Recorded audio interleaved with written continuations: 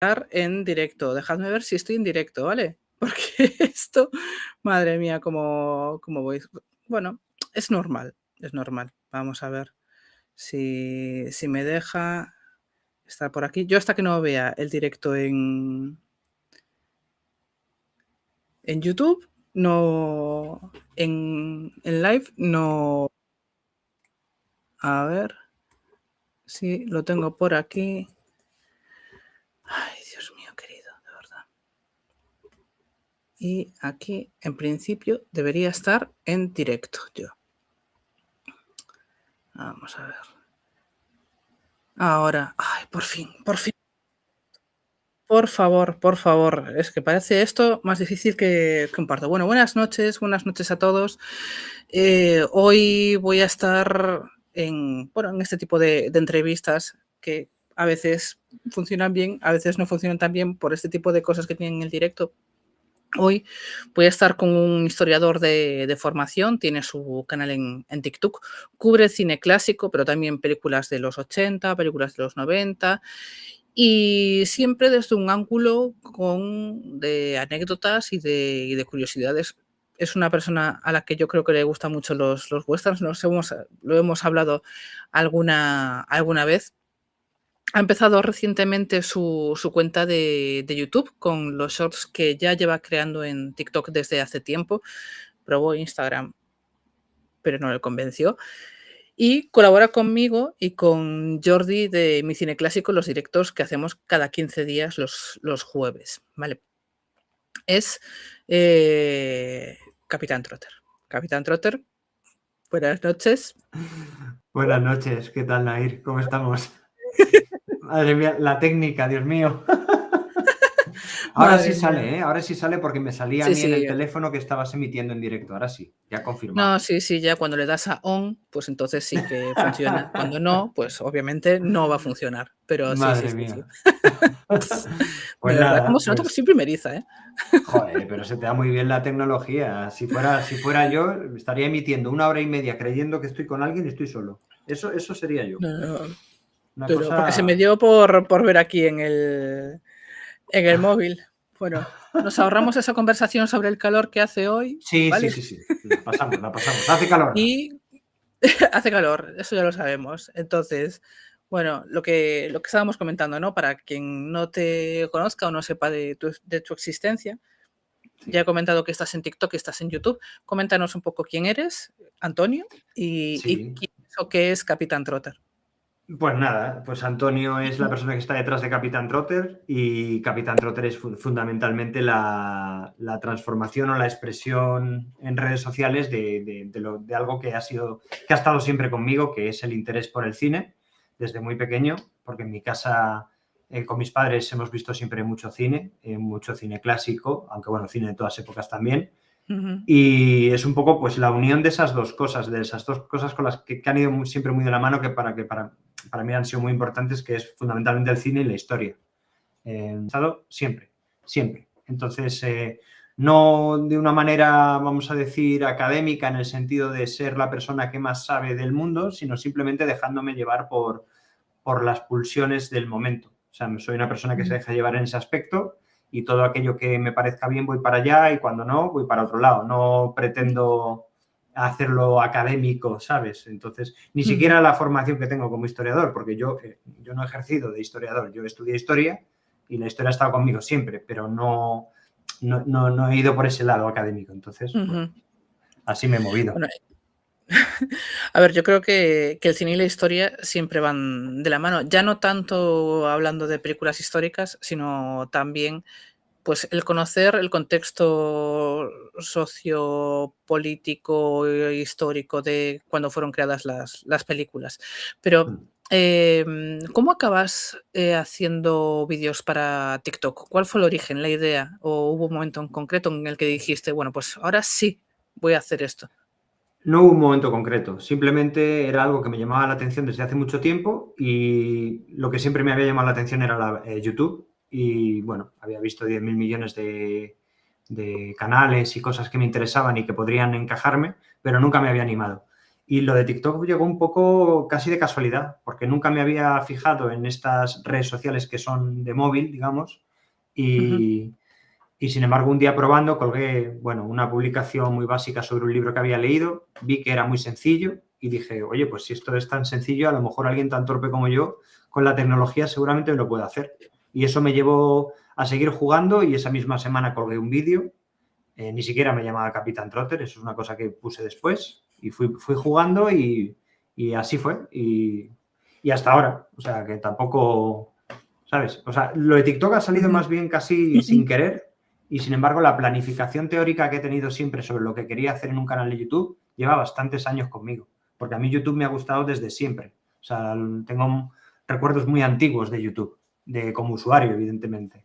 Ujú. Entonces, pero TikTok nunca me había llamado la atención y sin embargo ha sido lo que me ha hecho entrar aquí. Es curioso. Y tienes un público fiel en TikTok, ¿no? De hecho, yo cuando Sí. estaba en TikTok también lo veía. Y tú, jova, también me comentabas mucho, yo comentaba mucho también en tus vídeos, o sea que ahí el público es, por lo menos lo que yo creo, o el contenido que hacemos tú y yo creo que el público es bastante fiel, ¿no? Sí, porque son gente que está buscando ese tipo de contenido, un contenido que no voy a decir que sea atípico en la plataforma, pero sí que es verdad que es algo un poco nicho o muy nicho Ujú. Sí. y que incluso es hasta generacional. No sé exactamente cuál es el perfil. Tú a lo mejor ahí tienes más datos porque tienes más registros con el resto de plataformas, pero Ujú. yo me imagino vamos, o mayores que yo o de mi edad o por ahí. O sea, no sé si hay gente Bueno, muy joven. hay, en la segmentación de edad que tenía yo, pues era más o menos la misma que en Mm, Instagram. Pero bueno, en Instagram hay más gente de ese segmento de edad que en TikTok, o al menos le llega más a ese mm, segmento de edad, porque claro, las medias de edad. Que por cierto, antes de salir de tu perfil, mm. ¿quieres desvelar de dónde viene lo de Capitán Trotter o lo dejamos para el jueves? Ostras, es que el jueves lo voy a comentar, pero por si alguien no lo ve el jueves, lo digo hoy, sin ningún problema. El Capitán Trotter es fruto de un error.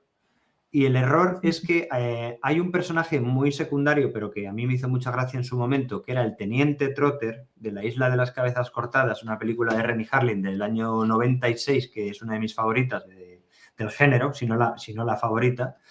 Y siempre me hizo gracia el gag humorístico que tiene uno de los personajes protagonistas con él y dije, oye, pues a mí este tío pues me hace gracia. Entonces lo puse como perfil y no sé, y le ascendí de rango, pero fue sin querer, fue sin querer, o sea, en realidad era teniente, pero ya cuando echó a andar el canal, ya dije, ya no le voy a bajar a teniente, entonces ya le dejo en capitán. Y entonces ahí se quedó lo de Capitán Trotter, pero vamos. Bueno, pues oye, mejor, porque así vas a tener un handle, el arroba, que va a ser único, ¿no? Efectivamente, ¿Te efectivamente. te acuerdas, cuando empezaste con el perfil, recuerdas el primer vídeo que subiste? ¿Cuál fue de Sí. los primeros? ¿Sí? ¿Cuál fue? Sí, me acuerdo perfectamente el primero, que fue de una película que me gustó mucho, que se llama Narciso Negro, que bueno, que Mm, tú conoces, porque sé que la has sí, comentado en tu canal también. que me Y es una encanta. película que descubrí hace no demasiado tiempo, porque yo a Powell y a Pressburger no los conocía hasta hace bien poquito, los creadores de The Ujú, Archers, la productora ujú. británica, y me flipó tantísimo esa película. No sé qué era, si era el mate painting, los colores, la propia historia, ese final increíble que apenas se hablan. No sé, es que Ujú. no sé, o sea, el hecho de que sea un Es convento de flipante monjas, esa yo qué serie, sí, sé. sí, sí, sí. Es Es que que, es no es sé. flipante, sí, sí, sí. Yo me acuerdo de ver, yo tampoco la conocí, Narciso Negro, hasta poco después, de hecho, de crearme Mm, el perfil de TikTok, y yo no sé si ujú. es que la vi o la programé para ver gracias a tu TikTok, que lo sepas, ¿eh? Pues, O pues sea puede que, ser. o sea, yo sí que a Pressburger y ay, ¿cómo se llama? Michael Powell. Exacto. Paul y Pressburger, sí que los conocía de las zapatillas rojas Peliculón. y bueno, obviamente, ¿no? Pero sí que esta película no la tenía en mi brújula y os comento. Y de hecho, hace un par de directos volvimos a comentarla. Es una película que lo tiene todo y no Sí. sé por qué no es tan famosa, ¿no?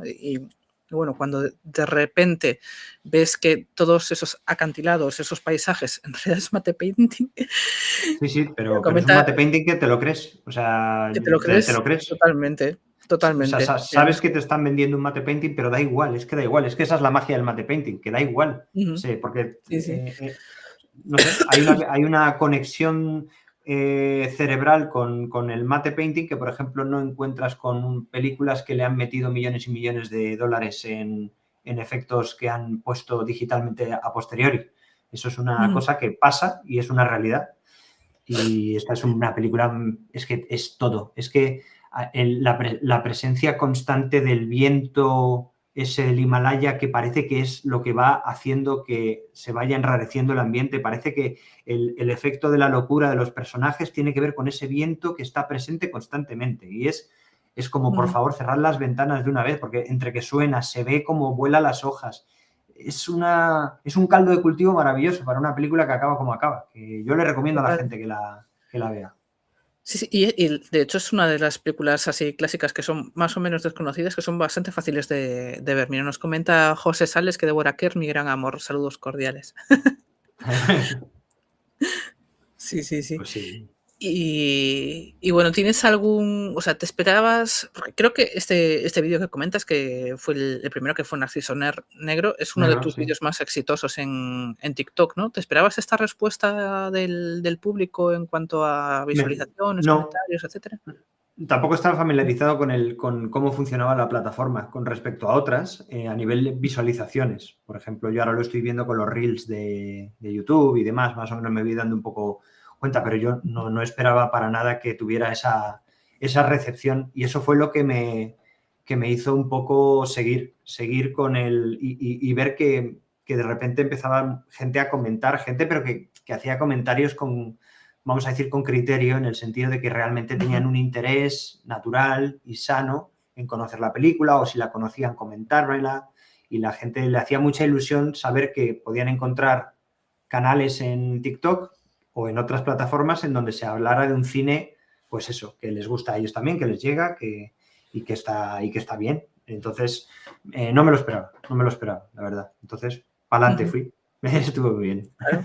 Bueno, Sí, obviamente, sí. después de esta acogida, pues fenomenal. Yo tampoco Sí. me esperaba la acogida que tuvo mi contenido en ¿Tú te TikTok. acuerdas cuál fue tu primer Y vídeo? mi primer vídeo, creo que fue, pues mira, Metrópolis de Fritz Lang, si no recuerdo mal. Sí, Mm, fue Metrópolis o Metrópolis o El acorazado Potemkin, una de las una de 2. las dos. Pero no fue Ujú. el vídeo más exitoso. El vídeo más exitoso que tuve, que fue, pues, a la primera semana o la segunda semana, fue Lo que el viento se llevó, hablando Sí. de la anécdota de que, bueno, Clark Gable tuvo parte de culpa en echar a George Cukor de la dirección de la película. Entonces Ajá. ahí, bueno, obviamente, pues había las rencillas de los comentarios, ya sabes que a los Sí. algoritmos les encantan las discusiones y cuando Sí, sí, sí, algo, sí. bueno, pues se empiezan a comentar. Y ahí, claro, había mucha gente homófoba que empezó a comentar pues, este tipo de cosas que yo siempre borro, pero que generan interacciones, ¿no? Y fue el primer vídeo que en TikTok que tuvo así Sí. bastante éxito. Sí, supongo que ahora A mí hablaremos un poco a mí de me lo que es la plataforma en sí. Ya o me preguntarás sobre ello, que tendremos cosas que decir. No sé sí, si todas sí, sí, buenas, sí. yo creo que no. Pero, Pero sí que es verdad que le gusta mucho, le gusta fomentar la gresca y es verdad que tú tienes la capacidad en tus vídeos de empezar con una anécdota, con algo muy Ujú, personal, ya sea tuyo, propio o algo relacionado con la película y eso hace que ujú. sea un cliffhanger muy bueno para tus vídeos. Sí, empecé de una manera diferente. Los primeros vídeos hablaba de, bueno, os voy a hablar de que es una película de 1929 dirigida por tal, guionizada por no sé qué. Mm, Y al final dije: "Buah, es que esto ya lo puedes ver en una ficha". O sea, prefiero eso es, algo más que sí. pueda estar un poco más, ¿no? Y hay algo que me parece muy valioso de tu mirada también en tus cuentas, ¿no? Y es que no solo ves las películas como películas, sino que Ya. las ves como documentos, ¿no? Como espejos Mm. de una época. Sí, Obviamente, sí, al ser no inspirador, lo ¿no? puedo evitar, no Ujú, lo puedo evitar, es algo que no lo ujú, llamaría de formación profesional porque no, pero siempre me gusta el envoltorio en el que están presentadas las películas, porque se ujú, ve claramente cuando es bueno, cuando simplemente es un envoltorio y cuando simplemente toca algo más allá. Entonces, siempre me ha tirado más las películas que me han hecho pensar no solo en la historia que me están planteando, sino también en el contexto histórico en el que se mueve. Y además es que tiene como muchas aristas el tema, porque no solo es el contexto histórico en el que se mueve la narración, sino también es cuándo se hizo la película, en qué país, en qué circunstancias y cómo ha ido pasando el tiempo, que esto lo hablaremos ahora, o cómo se han ido viendo las películas conforme ha pasado el tiempo y los regímenes políticos y las ideologías van cambiando. Entonces, son entidades orgánicas propias casi las películas, ¿no? Entonces, eso siempre me llama la atención. Sí, o incluso la situación en la que estaba tal guionista, que siempre nos vamos a Trumbo porque es como el epítome del guionista denostado que luego resurgió, ¿no? Pero hay un montón de películas, guiones, como por ejemplo Solo ante el peligro, que, bueno, están marcados en una época que no solo contextualizado en cuanto a la política o la historia, sino que, bueno, la situación personal del guionista y todo lo que hay detrás como que tiene mucho que ver para sacar esa película adelante. ¿Tú eres capaz de ver una película que sabes la historia real en cuanto... Estoy hablando de películas históricas, ¿vale? Y eres capaz de disfrutarla, y no estoy hablando de Napoleón de Ridley Scott, sino a lo mejor alguna película que no sea tan mala, que sea, pues a lo mejor una película histórica tipo, yo qué sé, Quo Vadis, ponte el caso, que no es una película histórica como tal, sino que está basada en una novela de ficción, pero obviamente tiene reminiscencias históricas. ¿Eres capaz de ver esa película y disfrutarla, o estás todo el rato intentando cazar gazapos? Bueno, es una muy buena pregunta, porque realmente me gustaría contestarte una cosa monolítica, pero realmente yo creo que no solo yo, la gente que le gusta la historia o la ha estudiado, en el cine establecemos filtros o nos ponemos filtros que muchas veces se generan automáticamente y que en función del planteamiento de la película tú decides ir por un sitio o por otro. Hay películas, como decía antes, que simplemente tienen una carcasa o un envoltorio en el que la narración tiene lugar en la antigua Roma, ¿vale? Estupendo, fenomenal. Y hay otras películas que son inherentes al tiempo histórico en el que se están narrando. Y podría valer también adaptaciones literarias, ¿no? Antes, un poco preparándome algunas partes de la entrevista, pues estaba mirando, por ejemplo, que se hicieron 2 adaptaciones al cine de la novela de las amistades peligrosas, por ejemplo. Y la de Stephen Frears, que es la que más o menos conocemos todos, la de los años 80, es la más literal al libro. Sin embargo, creo que hubo una en el 59 que no he visto, que ya me he apuntado para ver, que por lo visto tiene lugar en el París de los años 50. Y aquí te está haciendo una adaptación sui generis, pero lo que te viene a decir es que la historia puede ser extrapolable a diferentes contextos históricos. Yo eso difícilmente lo puedes hacer con El nombre de la rosa. El nombre de la rosa, claro, que es tanto una de mis novelas como una de las adaptaciones más exitosas que yo conozco y que me gustan y que siempre trato de releer y de ver la película, porque la película me encanta, pues eso es imposible disociarlo, no lo puedes disociar y sería un pecado hacerlo. Entonces, depende mucho de los planteamientos. Cuando los planteamientos de los directores son demasiado maximalistas o grandilocuentes, como el caso que has mencionado de Ridley Scott, como con Napoleón, que estuve a punto de salirme del cine, porque no solo me aburrí, sino que me parecía que todo era un auténtico despropósito, porque no sé qué se le metió en la cabeza a ese señor para poder hacer esa especie de engendro histórico y a la vez cinematográfico, y todo horrible, todo fatal. Sin embargo, no sé, te vas a gente como Kubrick, que tiene un planteamiento distinto, y dices, qué pena que Kubrick no pudiera hacer ese proyecto, ¿no?, de Napoleón que tuvo ahí en mente, ¿no? Sí. Pero bueno, estoy seguro que hubiera sido increíble. Sí, por eso. Y Barry Lyndon es una de mis películas favoritas de Kubrick, que también es una de las que menos conoce la gente. No es que no la conozca, pero como que la gente no le presta mucha atención.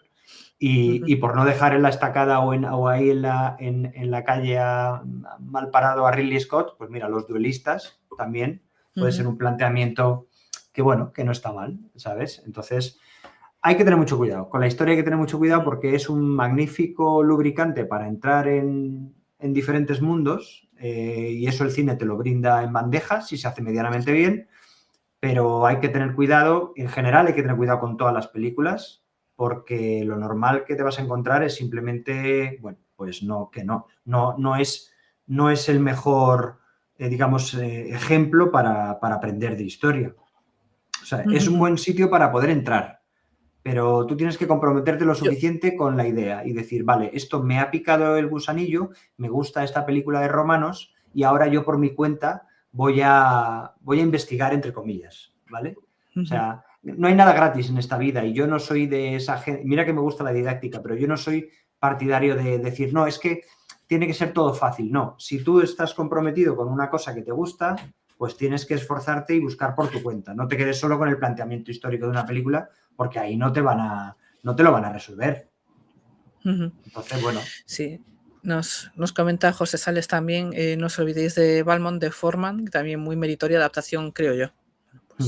Sí, Pues sí. efectivamente. Y bueno, ya pasamos de género, porque sí, aquí ya estoy, aquí. El western, ¿vale? Es uno de tus géneros favoritos. Sí. Aquí vamos a ver algunos de los westerns más famosos, digamos, ¿no? Y es probablemente, hablando de historia también, uno de los géneros que más ha tergiversado la historia, ¿no? ¿Podría Sí. considerarse el western que es propaganda también?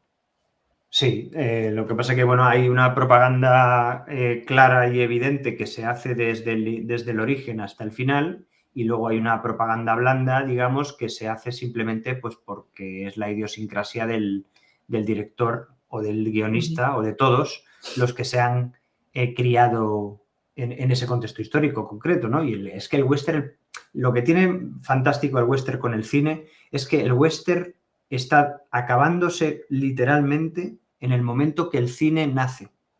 Y el cine, los primeros ejemplos de cine en Estados Unidos, los de 1900, 1903, son westerns ya.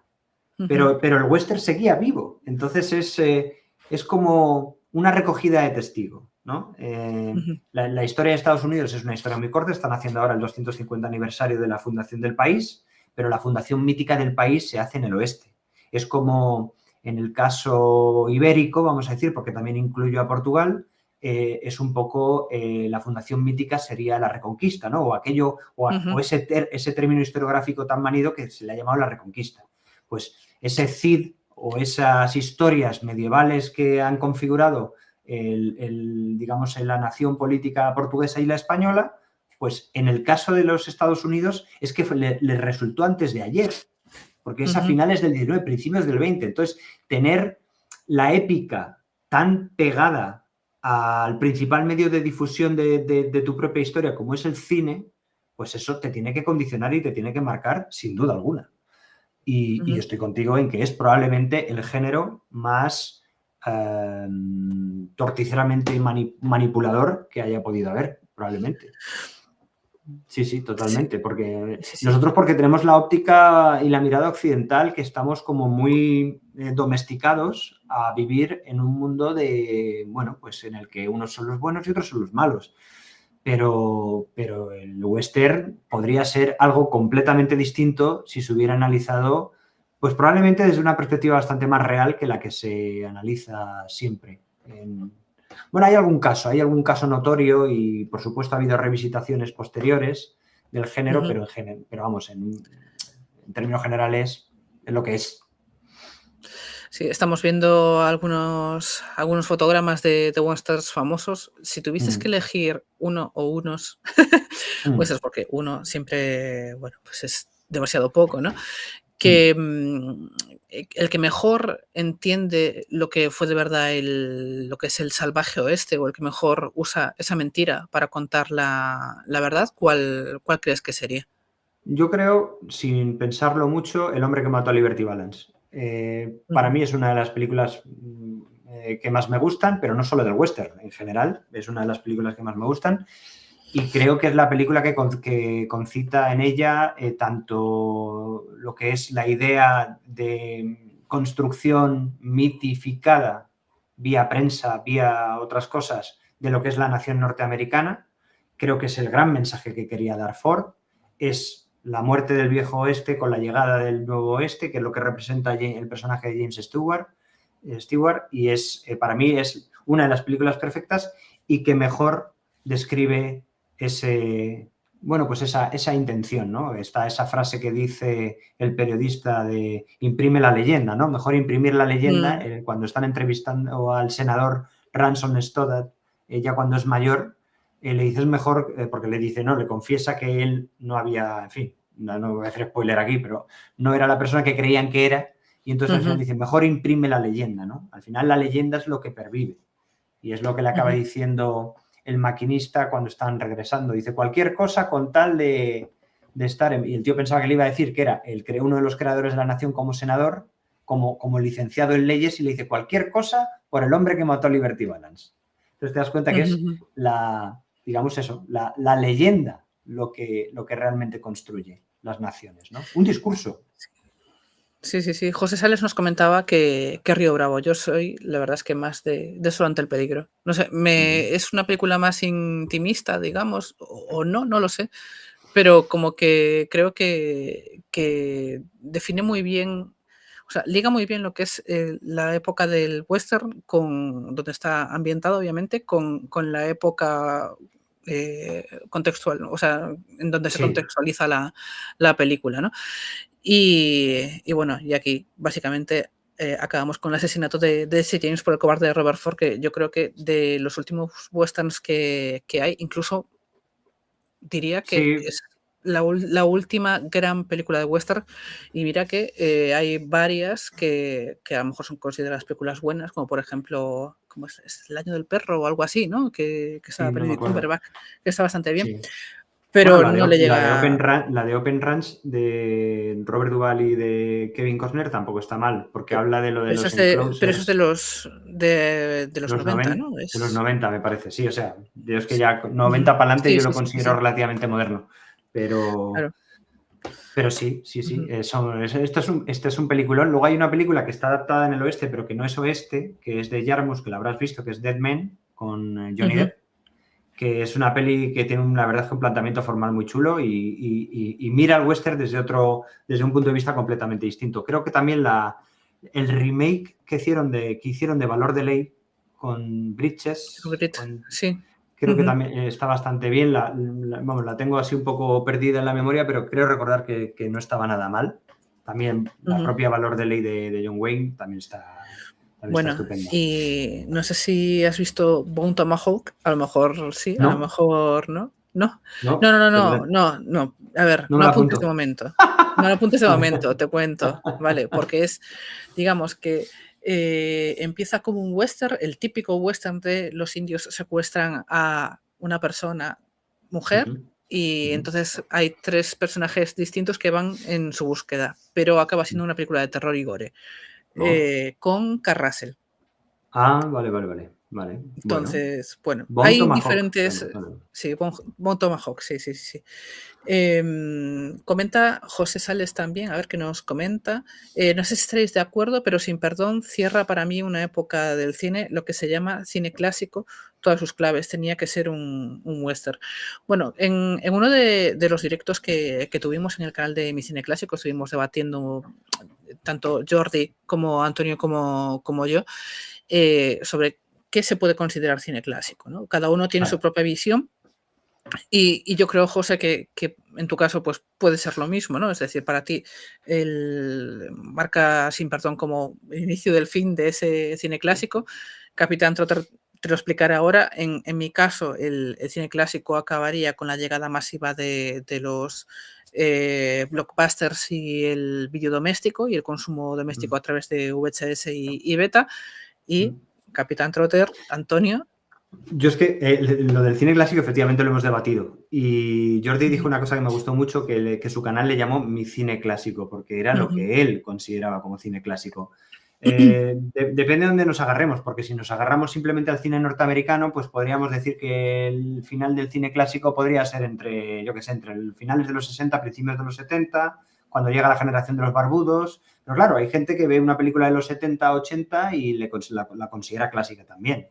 Para mí lo clásico es, para cualquier obra, lo atemporal, aquello que te gusta en cualquier momento de tu vida y que incluso mejora, o que no deja de sorprenderte o de proporcionarte cosas interesantes y que sabes que es de valía y de calidad. No te estoy hablando de que te gusten los Gremlins, estoy hablando de que te guste una película que sepas que tenga buena factura.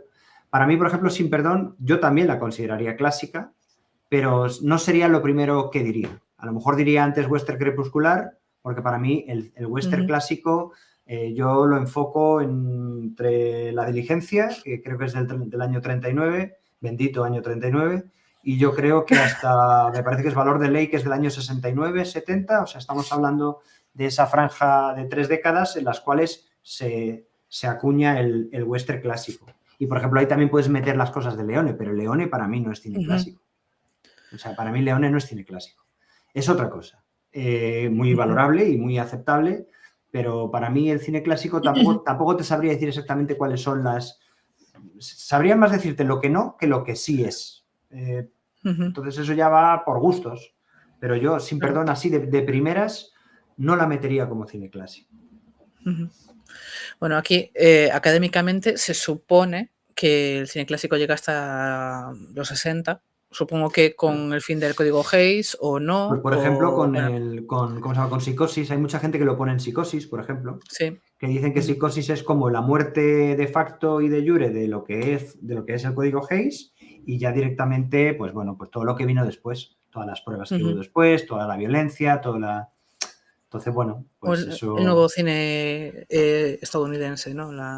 Claro, o lo que... Bach, etcétera, ¿no? Eso es, exactamente. Pero claro, eso es lo que decimos de cine clásico con respecto a lo que estaba pasando en Estados Unidos. Pero claro, si nos vamos a otras cinematografías, pues a lo mejor lo que se considera cine clásico, pues es otra cosa. Tiene otras fechas. A lo mejor si nos vamos al cine en Inglaterra, pues, o en España mismamente, pues a lo mejor cine clásico pues tiene otra connotación. Otra connotación, sí.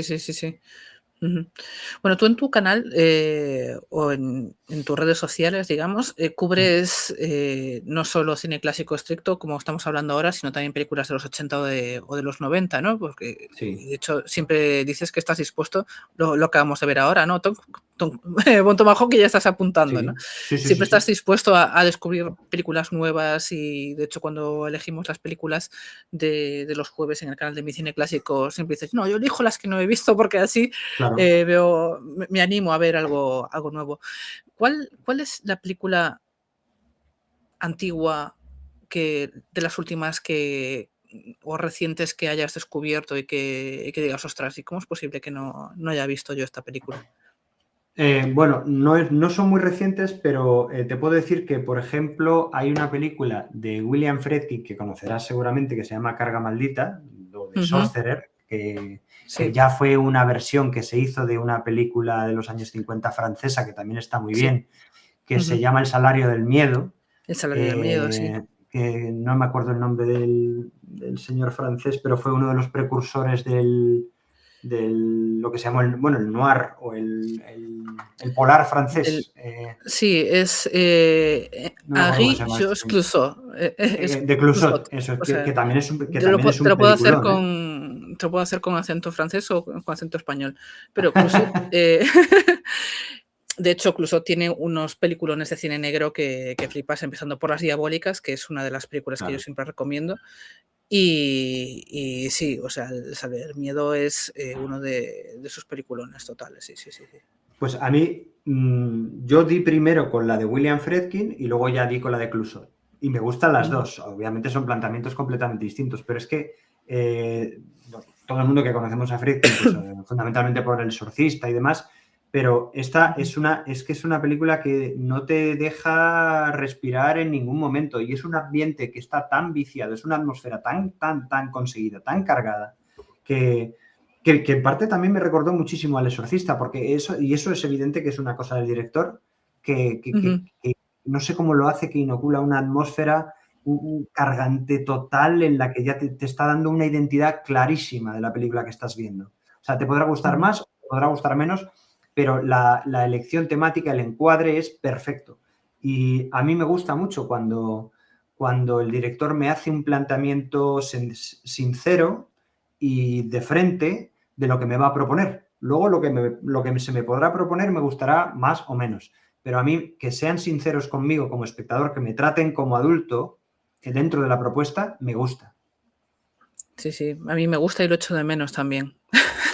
Es Es decir, que que no nos cuenten todo con pelos y detalles y dejar algo a la eso imaginación o al doble para mí es sentido, ¿no? fundamental. Sí.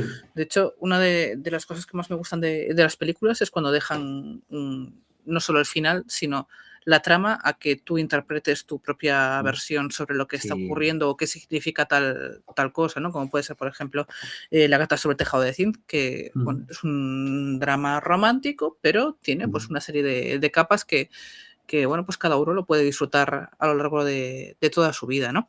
Sí, Una eso es. de las películas que comentamos en el último directo de Jordi, de Mi Cine Clásico, estuvimos revisando películas con plano secuencia y al final elegisteis 2 películas, lo digo elegisteis, pero bueno, elegimos los 3, 2 películas de Kalatozov, de Mikhail Kalatozov, ¿no? Y entre ellas, bueno, una de ellas era Soy Cuba, ¿no? Y habíamos comentado esto de, bueno, paso la siguiente slide, lo de hay un poco de película en tu propaganda, ¿no? Es, pero bueno, después de haber visto la película y de haberla comentado en el directo de Jordi, nos habías comentado que viste el documental del mamut siberiano, ¿no? De Vicente Sí, Ferraz. sí, sí, sí. Cuéntanos un poco sobre este documental. Pues es muy interesante de un momento histórico curiosísimo en el que dos países que en un principio no tendrían por qué cruzarse en su tiempo histórico nunca, de repente un país caribeño se junta con la Unión Soviética y tienen un proyecto mano a mano en el que tienen que ponerse a trabajar para hacer una visión única de un momento irrepetible como fue esos primeros años de la implantación del castrismo, bueno, de la dictadura en Cuba, aunque en aquel momento no se consideraba o no, la gente no pensaba en términos de dictadura, sino al contrario, porque venía a liberarse de otra dictadura. Y es un documental muy humilde, que no, bueno, pues que está, la verdad, muy conseguido, que me ha gustado mucho y me ha llamado poderosísimamente la atención como una de las que hoy es considerada, gracias a Scorsese y a Coppola, que la rescataron, y el director del festival en Colorado, que también la expuso o la proyectó en el año, creo que 95, una cosa así. ¿Cómo le damos valor a las cosas en función del momento en el que estemos, ¿no? Y cómo es todo tan ambiguo y tan sujeto a tantos cambios, ¿no? ¿Cómo es posible que una película que fundamentalmente era, bueno, era totalmente propagandística, sin ningún descaro, o sea con todo el descaro del mundo, quiero decir, no gustase ni en Cuba ni en la Unión Soviética, en ninguno de los dos sitios. Y estuvo fundamentalmente una semana en cartel y fue defenestrada y empezó a... Bueno, la guardaron ahí en el ICAIC y empezó a generar polvo y nadie supo nada de ella. En la Unión Soviética no la entendieron, pero en Cuba tampoco la entendieron. Y dices, ¿cómo es posible que un producto que sea ad hoc, es decir, un producto que está diseñado para generar una imagen de los dos, bueno, de una ideología genérica y de un país en particular que estaba abrazando esa ideología, o aparentemente estaba abrazando esa ideología, porque el castrismo no empezó así. Digamos que Correcto. fueron las circunstancias las que hizo que abrazase la ideología. Entonces, ahí hay un poquito de pragmatismo. Pero bueno, y dices, ¿y cómo es posible que esta maravilla de Urusevsky y de Kalatozov haya podido pasar tantos años y nadie supiera nada de esto, ¿no? Y tiene que venir gente del gremio con sensibilidad artística para darse cuenta de que lo que tenemos aquí es una obra maestra que además es atemporal completamente, porque da igual cuando la veas, da igual cuando la veas. Es una auténtica obra maestra. Obviamente es lo que es lo que es. Sí, eso Y no siempre lo disimula. comentamos, es decir, veamos esta obra como un prodigio de la técnica, de la fotografía, del encuadre, de cómo están rodando plano secuencia de 20 minutos increíbles, con poleas, con Una barbaridad. cuerdas y tal. O sea, es, digamos, pues una forma de hacer cine que, bueno, pues tiene esa ideología, pero podemos descubrir pues otro tipo de detalles dentro de ella. Soy Cuba, como comentamos hace un par de semanas, estuvo muy poquito en cartel y esto, y bueno, esta recuperación que estabas comentando y demás, como historiador también, pues, ¿qué te dices sobre cómo decidimos qué es una obra maestra y lo que no? Dependiendo de la época en la que veamos una película, ¿no? Porque recuerda que estamos en una época en donde una película es medianamente buena y ya decimos que es una obra maestra, ¿no? Pasó con Proyecto Hail Mary hace nada. Sí. Joder, sí. Sí, a ver, es que yo qué sé. Hay muchos puntos de vista desde los que abordar. Yo creo que Scorsese y Coppola lo que pretendían era simplemente hacer una loa a una película que es una obra maestra desde el punto de vista de la técnica y del planteamiento artístico directamente. Lo que pasa es que es verdad que como ha pasado tanto tiempo y estaba en un momento histórico tan determinado, llega un punto en el que también nos sirve para entender la realidad cubana si sabes entender, o sea, si sabes separar el grano de la paja. Es decir, tú tienes que saber lo que estás viendo, lo que te están tratando de vender, porque además luego en el documental lo explican claramente cómo estaban buscando siempre la manera de hacer las cosas para que el mensaje quedase completamente nítido y quedase completamente claro. Pero no deja de ser una película fantástica. Entonces, puede ser una vía de entrada para alguien que tenga cierto interés o esté abierto a conocer y entender que la cinematografía no es solo norteamericana o europea, sino que existen otros proyectos. Y además es que este tipo de películas son detonantes de muchas cosas, porque te puede detonar o puede ir desde el lado de la historia, pero también puede ir desde el lado de la política, pero también puede ir desde el lado del cine. Porque hablaban precisamente, en el documental hablaban aquellos que habían participado en la película, la parte cubana, digamos, decían que siempre les había parecido que esto estaba mucho más vinculado con el nuevo cine que se estaba acuñando en Brasil, por ejemplo, y que no tenía absolutamente nada que ver con la idea que se tenía del cine soviético, que fue en parte lo que totalmente echó por tierra el interés del público cubano, que no entendían esta manera de hacer cine. Y, sin embargo, Soy Cuba tiene visos de parecerse un poco, por ejemplo, a lo que se estaba haciendo en Brasil en aquel tiempo. Entonces, puede ser una puerta de entrada a conocer el cine latinoamericano, ¿por qué no? ¿No? Obviamente, cuando vas tirando del hilo, cuando descubres algo así, empiezas. De hecho, yo la primera película que debí de cada todos es Soy Cuba, ¿no? Y luego ya fui viendo, por ejemplo, cuando pasan las cigüeñas, que comenta aquí José Sales, que no sé si lo mencionasteis, pero la película de Karatozov de las grullas, en este caso en Latinoamérica, creo que se llamó Las grullas vuelan. No recuerdo el título, es una maravilla, de las de llorar y con gusto. Bueno, en este caso, estaba comentando aquí Antonio. Esta película, las grullas vuelan, cuando pasan las cigüeñas, etcétera, ganó la Palma de Oro en los años 50, en plena Guerra Fría, una película soviética, en un país denostado, digamos, en Occidente, ¿no? Y es una película que está separada de lo que es la pura propaganda, ¿no? ¿Qué opinión tienes sobre esta película? Bueno, aunque ya comentamos sobre ella hace un par de semanas o semana y media. Sí, a ver, obviamente, lo que va es más a acercar más la cámara a la mirada de los personajes. Es una película más intimista en el sentido de que va más a analizar los sentimientos en este caso, de lo que supone la separación física y casi sentimental de una pareja joven que en fin, se ve obligada uno a ir al frente y la otra a ir a retaguardia.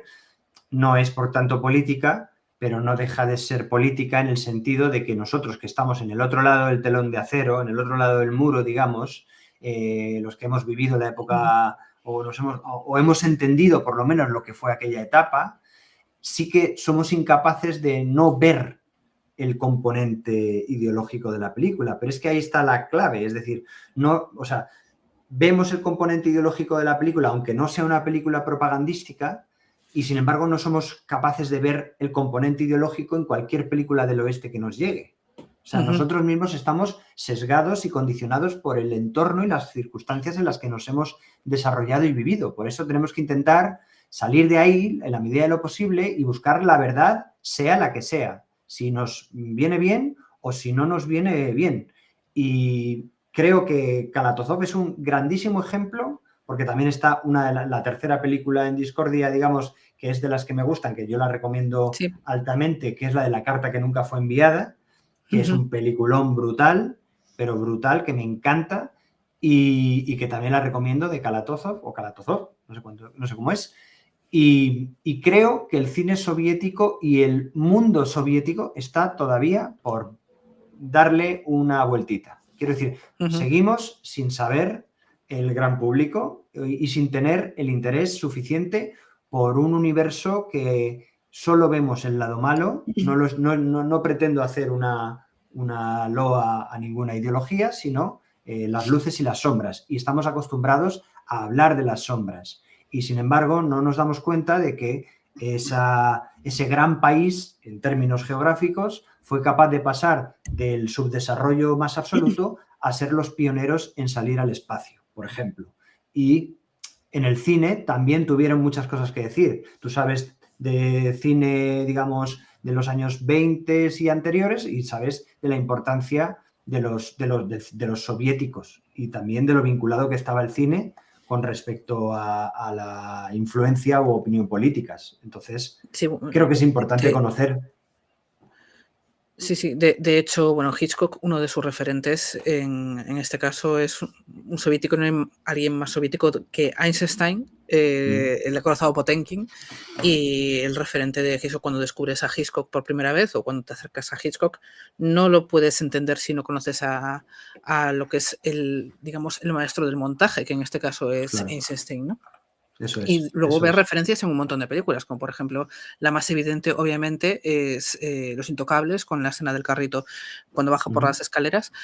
Pero bueno, siempre está ahí. Es decir, si tú vas queriendo saber más del cine clásico, de las películas que te van gustando o no te van gustando, yo creo que siempre vas tirando del hilo y quieres saber más y de dónde viene esto, de dónde viene lo otro. Ahora es muy fácil porque hay mucho material en YouTube, se pueden descubrir, hay muchos debates sobre cine clásico y siempre se menciona algún director, un actor o algo así.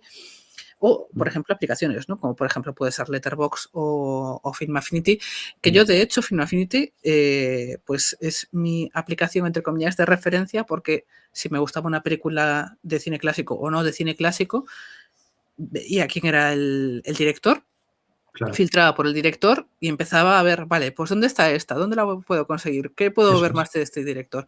Entonces, esa curiosidad yo creo que sigue estando ahí. Sí, está Y, de. Sí. y hablando de, bueno, comentario que teníamos por aquí, que no quería que lo dejásemos pasar, ¿vale? Da gusto cómo hablan, nos dice aquí OmiTV2, ¿vale? Qué majo, gracias. Majo, majo, maja, pero bueno, en Majo o fin, maja, no creo lo que sé. tiene la foto del Risitas. Bueno, Kek W. Antes de las recomendaciones que vamos a dejar para el final, quería hablar de algo que nos afecta a ti y a mí bastante.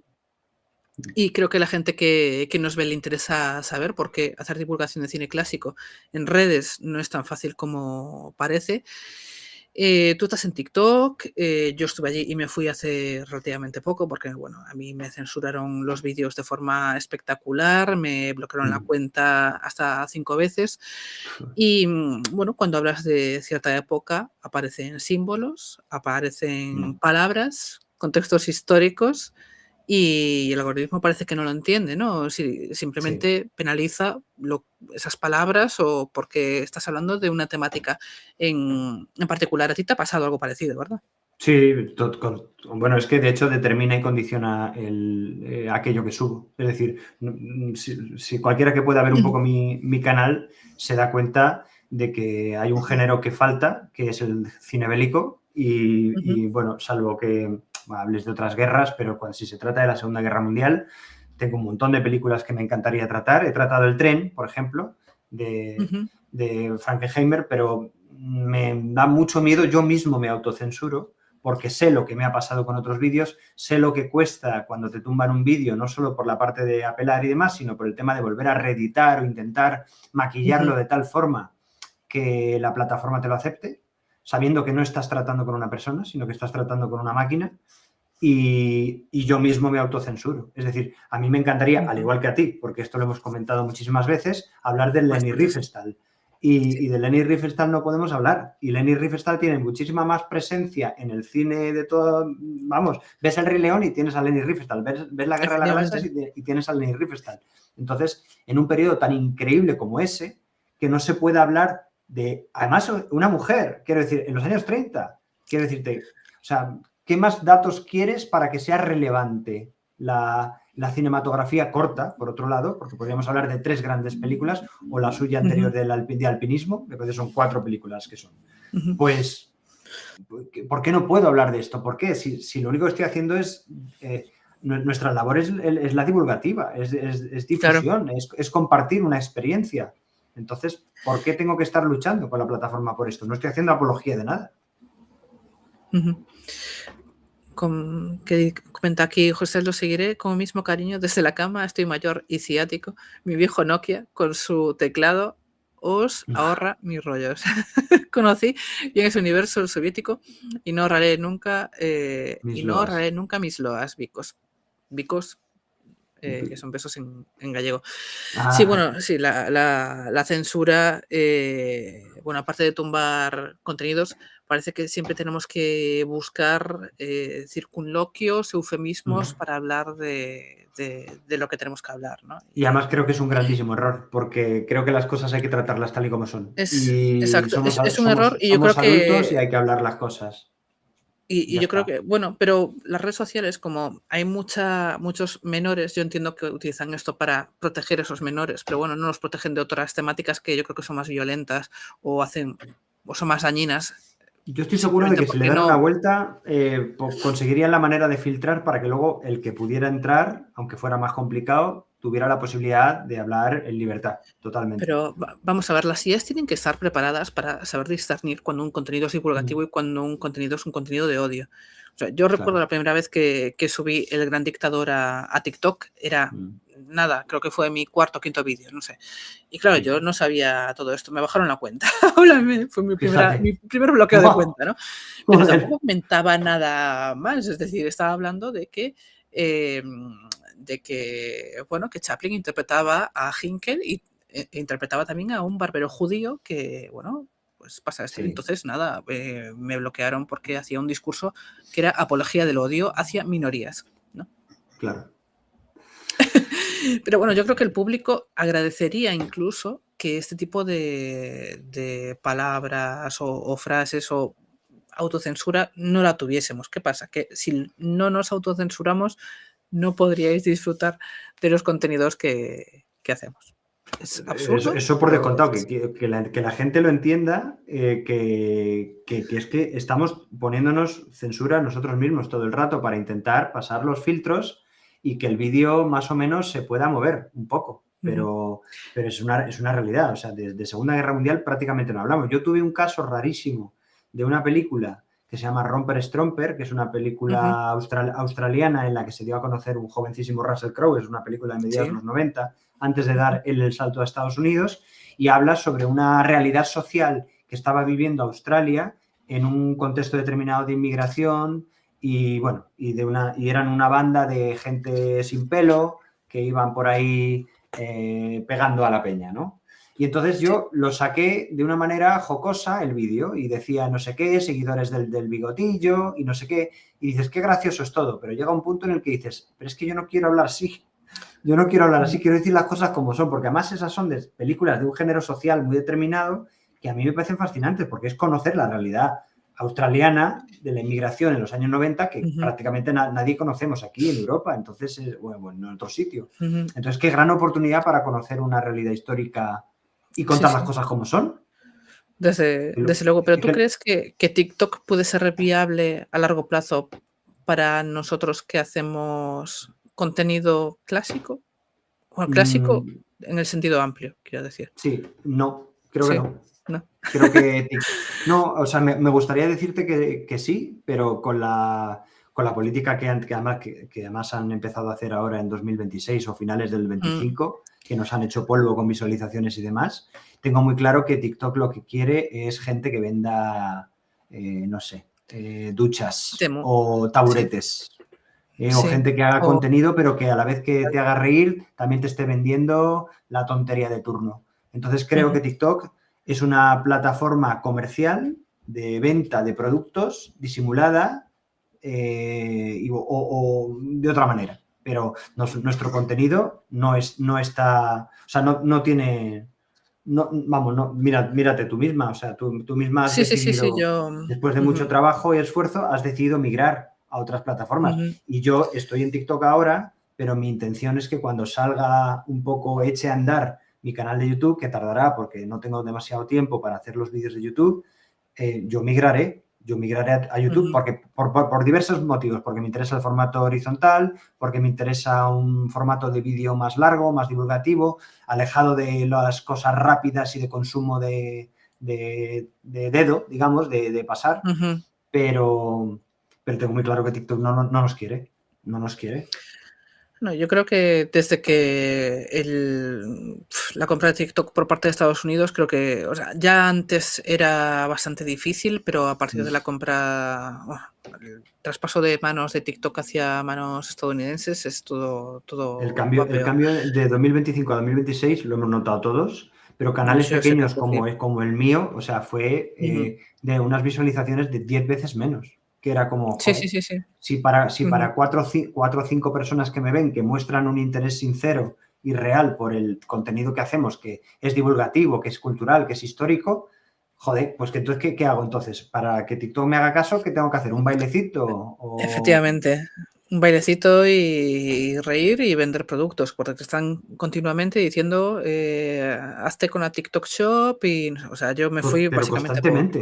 por todo. Sí, sí, sí, sí, es horrible, es horrible. Yo, por eso yo me fui, o sea, de hecho ni siquiera, o sea, tengo instalado TikTok, pero no lo abro, salvo que me llegue una notificación de que tengo un comentario nuevo para responder. Mm, mm. Y eso que no hago ningún contenido ni, ni nada.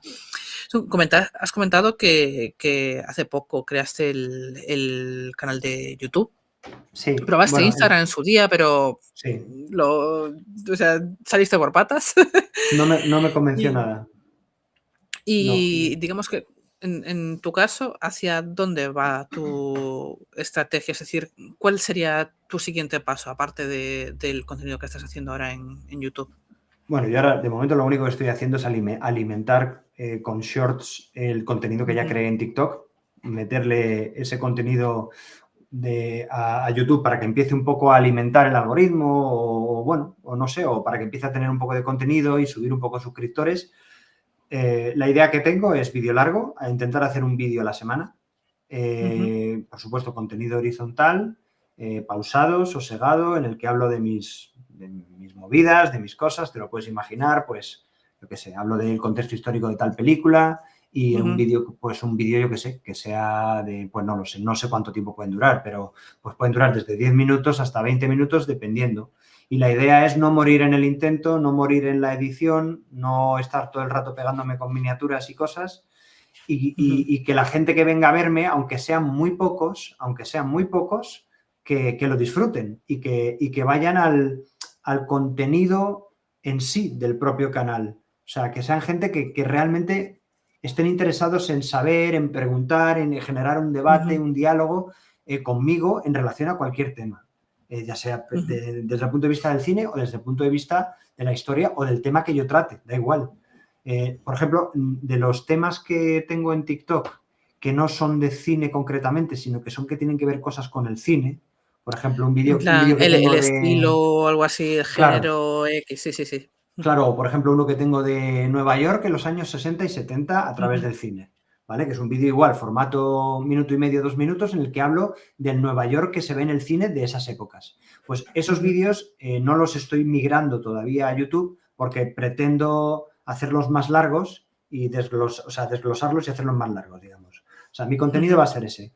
La idea que tengo es un vídeo semanal que esté bien currado a nivel guión, pero la edición va a ser normal. O sea, no, porque yo no pretendo competir con nadie que tenga mucha destreza con eso y porque yo pretendo que la gente que entre a mi canal, aunque sean pocos, sea gente que honestamente vaya a por el contenido. Es decir, a mí todas estas historias de cómo captar más gente, cómo seducir, cómo enganchar, a mí me aburren soberanamente porque me quitan mucho tiempo y porque reconozco que yo no soy un experto en eso. Entonces, paso de eso y me limito exclusivamente a aquello que quiero transmitir. Y el que entre, pues entiendo que entrará con ganas y el que no, pues no, ya está. O sea, yo no pretendo ganarme la vida con esto. Esto es una salida que yo le doy a mis inquietudes y que las quiero plasmar y dejar en algún sitio. Ya está, simplemente. Claro, es más o menos lo que me pasa a mí. Pero bueno, Claro. yo como me dedico al marketing, como que ya, antes de lanzarme, como que ya tenía medio estrategia creada, ¿no? Así que fui improvisando a lo largo del tiempo, pero bueno. Pero antes de irnos, lo que hago siempre con los invitados, y es que yo recomiendo una película que creo que la otra persona no ha visto y tú me recomiendas una a mí, ¿no? ¿Vale? Y tiene que ser algo que creas que no he visto de verdad porque me conoces de sobra para saber si algo lo he visto o no, ¿vale? Entonces, ¿quieres que empiece yo o empiezas tú? Empieza tú. Que... ¿Empiezo yo? Sí. Bueno, como sé que Capitán Trotter tiene una falta como yo de ver y analizar películas de cine clásico latinoamericano, le voy a dar dos opciones, ¿vale?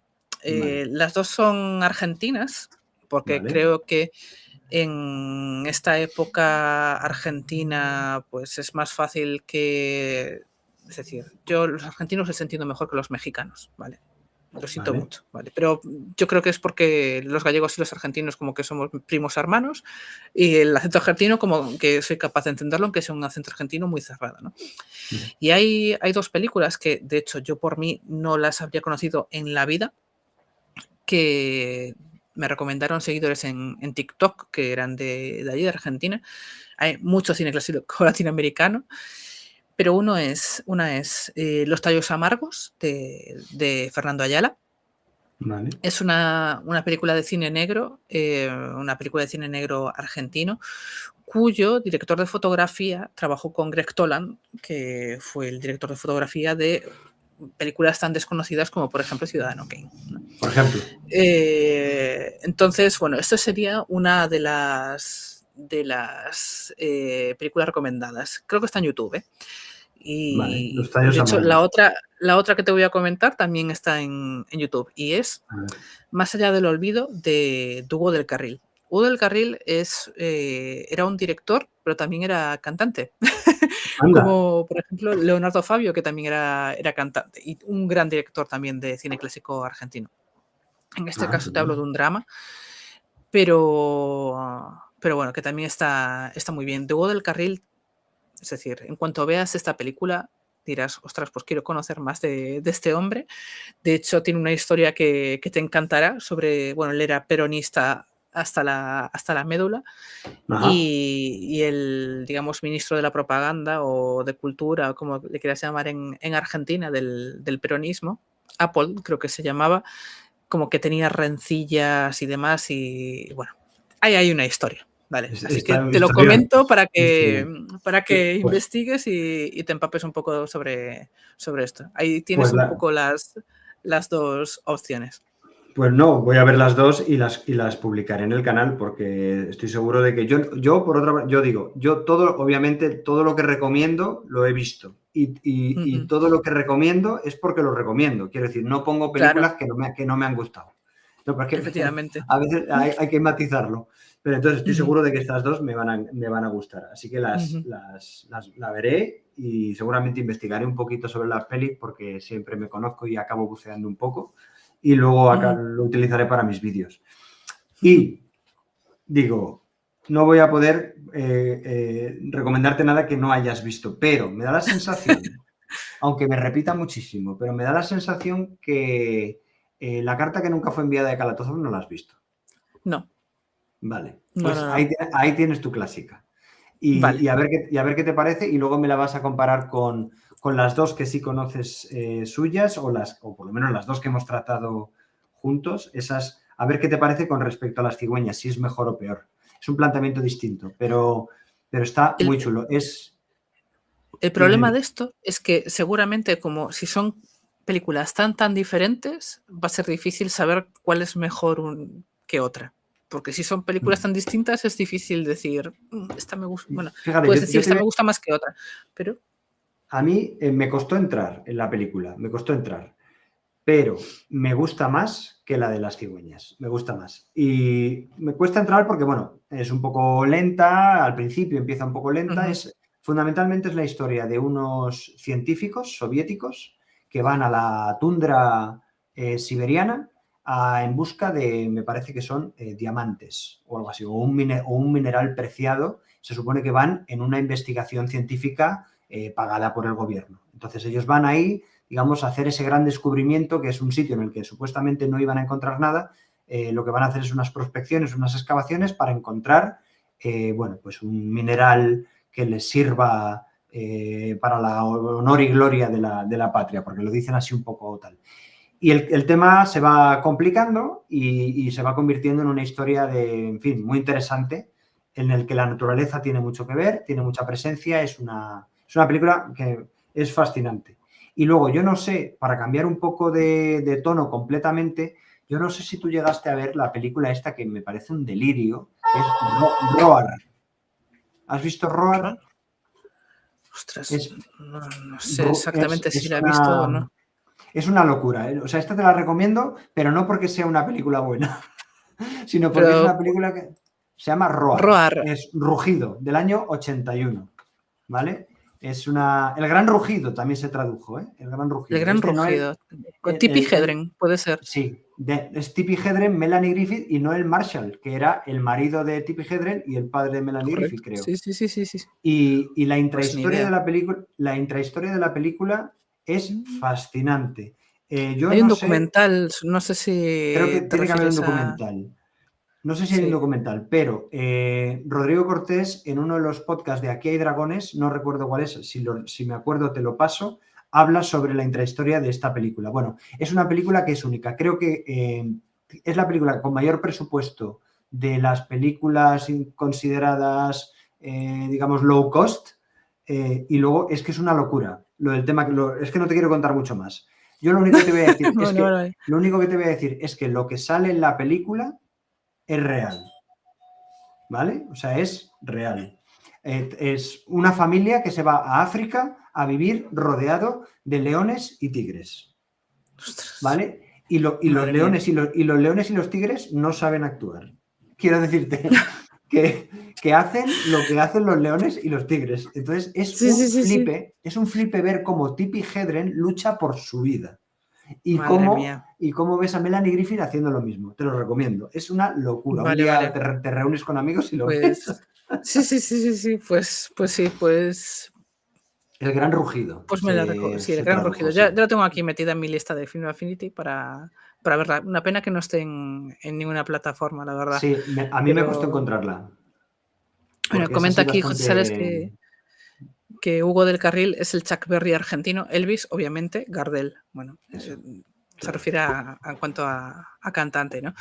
Y ya terminando, ¿cuál dirías que es la película que te da más rabia que no sea tan conocida como debería serlo, ¿no? Esa que dices tú que, joder, es la que siempre recomiendo, nadie la conoce y deberían conocerla porque es un peliculón. No te sé decir, fíjate, le he estado dando vueltas es que hay muchísimas, pero seguramente a lo largo del día se me ocurren 3 o 4, pero ahora pensándolo así un poco fríamente, supongo que habrá muchos ejemplos, pero no te sé decir. A lo mejor, fíjate, aunque sea una tontería y no sea una película clásica como tal, La isla de las cabezas cortadas es una película que es... además, marca un antes y un después de cómo se hacía cine hasta esos años y lo que vino a hacerse después. Creo que es una película que fue muy maltratada por la crítica, que reventó a la productora Carolco. Carolco cerró por La isla de las cabezas cortadas, por el sistema de financiación tan particular que tenía Carolco, que era la cesión o venta de los derechos previo a hacer la película, algo que era muy arriesgado, por otra parte.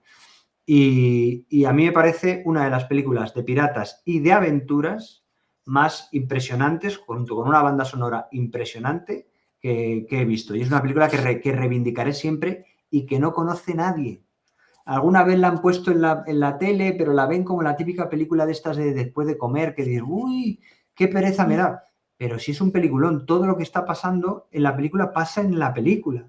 O sea, los barcos explotan y estallan y todo pasa, no hay efecto especial, es todo real. Es como un poco como Mad Max, ¿no? De Fury Road, la de 2015, ¿no? Que es como casi prácticamente todo lo que estás viendo está pasando.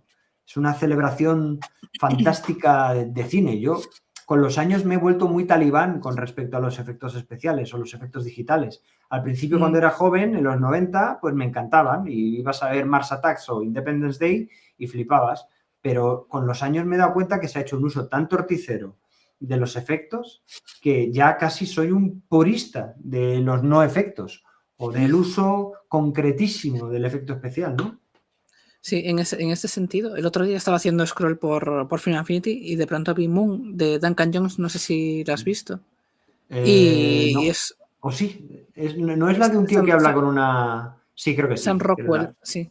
Sí, creo que sí. De hecho, es de 2009 y fue una de mis películas favoritas de ese año. O sea, de hecho, la productora, que no me acuerdo cuál fue, no sé si era Columbia o una de estas, ni siquiera la quiso llevar a ningún sitio para nominarla, sobre todo al tema de los Oscars, porque tenía bastantes opciones de que Sam Rockwell pues, fuese nominado al menos a Globo de Oro.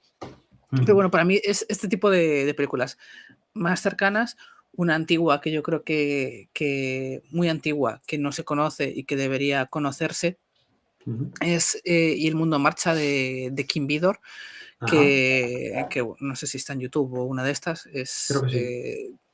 digamos que tiene tantas cosas que luego vas a ver en el cine clásico, de los grandes clásicos que todos amamos, que parece mentira que no se conozca. Y luego ya a mitad de entre una y otra te diría que, hablando de Clouseau, que comentabas tú, Las Diabólicas, no la conoce casi nadie. O sea, es más Yo no la he conocido visto. el remake, que es pésimo, que Las Diabólicas de Clouseau, que Sí, es imperdonable. Y esa también la tienes en YouTube gratis, ¿eh?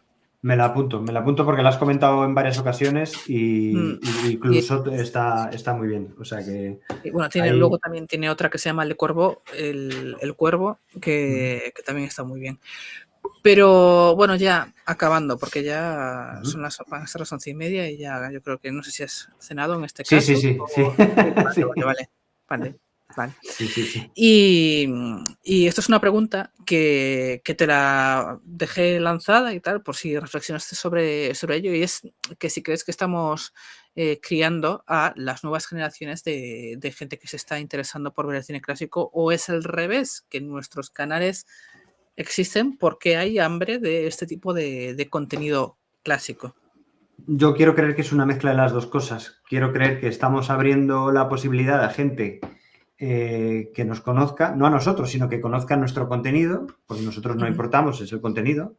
Y luego, por un lado, también somos como ese lugar cálido y conocido de una generación que ve que cada vez el mundo va por un lado y que no tiene la posibilidad de encontrar ese refugio de aquello que vivió y que le gustó, o de un cine que ya no existe. Entonces, quiero creer que es necesario porque afortunadamente yo me he encontrado con gente de generaciones más jóvenes que me han sorprendido con sus gustos cinematográficos y ellos lo tienen mucho más complicado que nosotros. A pesar del bombardeo de plataformas en las que vivimos, las plataformas discriminan y dan de baja un montón de películas porque no aparecen en la parrilla principal.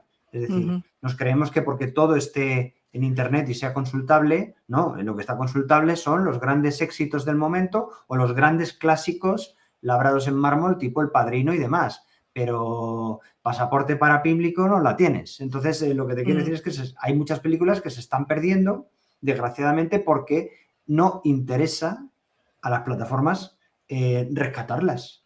Esto es lo que ha pasado con lo de el canal este que está ahora en tema de juicios, ¿cómo se llama? El de la Filmoteca Maldita, que está con este tema de que había recuperado una serie de películas que nadie veía y ahora resulta que se ha encontrado con un problema de derechos de autor porque estaba utilizando películas en fin, que las tenía Bueno, alguien, pero que compró Enrique Cerezo, que compró básicamente, y la productora de que Enrique Cerezo, pero pero que pero que no, si no fuese por Filmoteca Maldita no habrían existido, ¿no? Y claro. sí, yo desde luego. Y hay una, por ejemplo, siempre hemos hablado que Filmin aquí en España tenemos la suerte de tenerlos, porque, bueno, digamos que su catálogo de cine clásico es yo creo que es envidia de muchas plataformas. Sí, es Y insuperable. yo, de hecho, gracias a Filmin he descubierto mucho cine Muchísimo, la verdad que precódigo, sí. que ya sabes que me encanta, que son así peliculillas a lo mejor de 60, Una 70 hora. minutos, Sí, una hora y media como mucho, que son muy hardcore comparadas sí, con las películas del año 34 en adelante. sí. Y hay un montón de películas precódigo que se pueden encontrar en Filmin Filmin. está muy bien. La verdad es que tenemos mucha suerte porque, y ojalá nos dure, porque dentro de que Sí. ahora tiene mucho renombre Filmin, pero Filmin ha pasado por unos años en los que no era tan conocida y bueno, y Y a lo que, mejor y ha que tenido muchas veces que... se asocia a películas independientes y ya, cuando Claro, no no, es, o sea, no. Tiene sí, de sí, todo. que también, ¿eh? O sea, tiene de todo, tiene hasta pipí calzas largas, no te digo más, que Sí, eso, y que sobre mi todo hija tiene también lo vio, ¿eh? y cinematografías de otros países que también tienen mucha cultura de cine, que es mucho cine británico, mucho cine italiano, mucho cine Sí, sí, francés sí. y de otras partes, claro, no solo esto, saben Ujú, japonés también.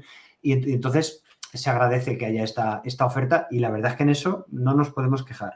¿Eh? En la plataforma de Enrique Cerezo, Flixolé, que yo también la tengo, es más cutre que Filmin, pero tampoco está nada mal, ¿eh? Porque también tienen una ujú, oferta interesante. Tienes desde las películas de Ozores y Esteso, como tienes los grandes clásicos del cine español. Yo, por ejemplo, la Torre de los Siete Jorobados de Neville la conocí en Flixolé y es una ujú. grandísima obra de un autor completamente desconocido al que le haré uno o varios vídeos porque Edgar Neville fue un personajazo tremendo y bueno, y creo que, en fin, que está bien que tengamos esta clase de plataformas.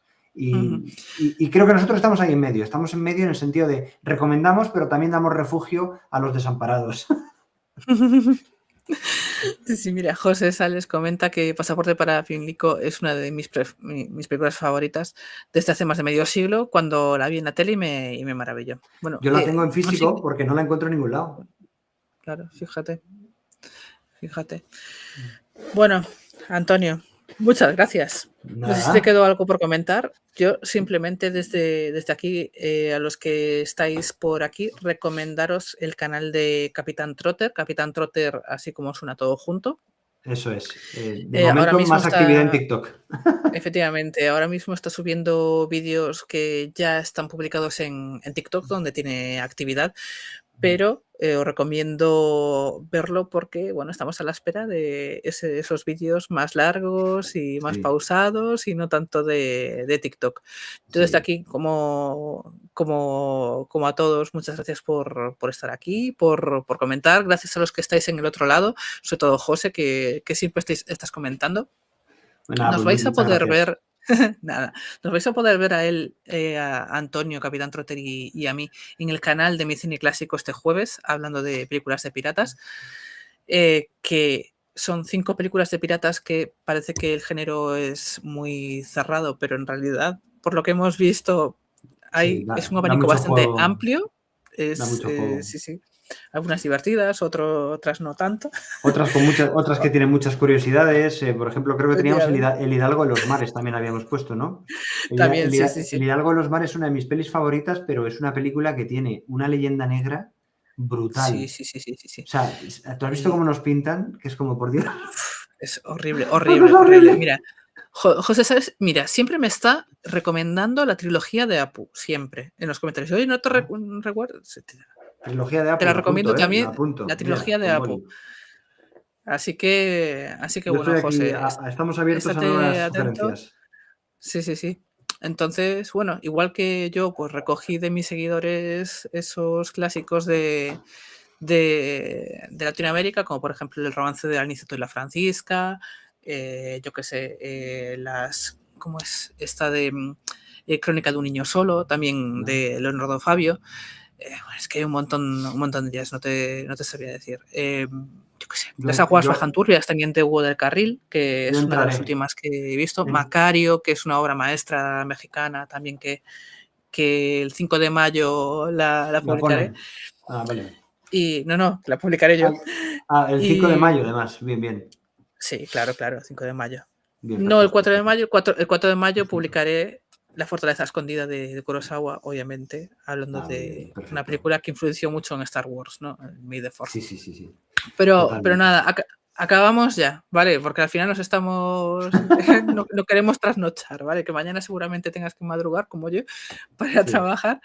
Entonces, nada, muchas gracias a todos, a ti, Antonio, a los que habéis comentado, y nos vemos, como hemos comentado, en unos días en el canal de Mi Cine Clásico. El viernes haré otro directo aquí hablando de las películas de la semana, y ya veremos si traemos dentro de 15 días a otra persona para hablar también de cine clásico. Nada, muchas gracias y nos vemos. Gracias, Venga, chao. chao. Gracias Y a todos. como siempre, recordad, ved mucho cine.